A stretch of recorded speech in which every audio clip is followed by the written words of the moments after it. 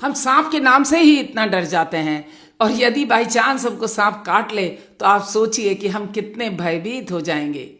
वो इसलिए होता है फ्रेंड्स, क्योंकि हमें सांपों के बारे में बिल्कुल भी जानकारी नहीं है। सांपों की भारतवर्ष में 450 प्रजातियां हैं, जिसमें से जहरीली प्रजातियां केवल मात्र 4 हैं।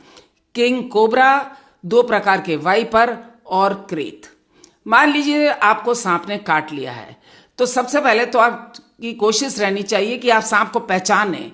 परंतु यूजुअली सांप पांव पे काटता है और अंधेरे में काटता है रात के, तो ऐसे में सांप को पहचानना बहुत मुश्किल हो जाता है और कई बार सांप भाग भी जाता है।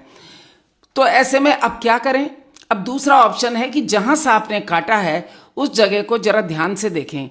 यदि वहां दांतों के निशान केवल मात्र 2 निशान हैं, तो इसका मतलब वो सांप जहरीला है, और यदि 2 से ज्यादा दांतों के निशान हैं तो सांप जहरीला नहीं है।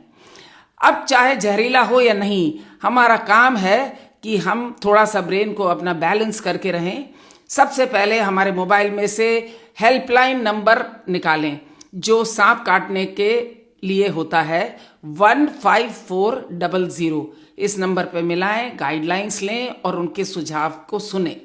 उसके बाद आप फोन करके गाड़ी को बुलाएं और गाड़ी में बैठ करके नियरेस्ट डिस्ट्रिक्ट हॉस्पिटल या मेडिकल कॉलेज जो भी आपके पास है, 1-1.5 घंटे में आप पहुंच जाएंगे, वहां पहुंच जाइए।